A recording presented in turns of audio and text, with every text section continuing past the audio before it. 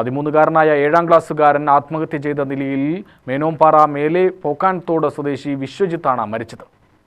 വീട്ടിലെ ശുചിമുറിയിലാണ് കുട്ടിയെ തൂങ്ങിമരിച്ച നിലയിൽ കണ്ടെത്തിയത്.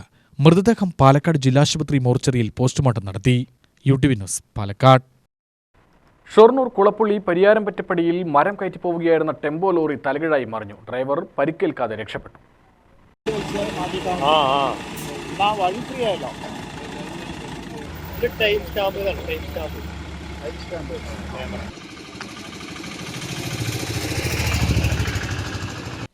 ഇന്ന് വൈകിട്ട് 5 മണിയോടെയാണ് സംഭവം. മരം മുറിച്ച സ്ഥലത്തു നിന്നും ലോഡ് കയറ്റി പ്രധാന റോഡിലേക്ക് കയറുന്ന കയറ്റത്തിലാണ് ലോറി തലകീഴായി മറിഞ്ഞത്. തൃശൂർ ഒല്ലൂർ ഭാഗത്തെ മില്ലിലേക്ക് മരം കൊണ്ടുപോകുന്നതിനിടെയാണ് അപകടം. ഡ്രൈവറായിരുന്ന പാവുക്കോണം സ്വദേശിയാണ് പരിക്കുകളില്ലാതെ രക്ഷപ്പെട്ടത്. ക്രെയിൻ ഉപയോഗിച്ച് ലോറി ഉയർത്തി. UTV news, Palakkad.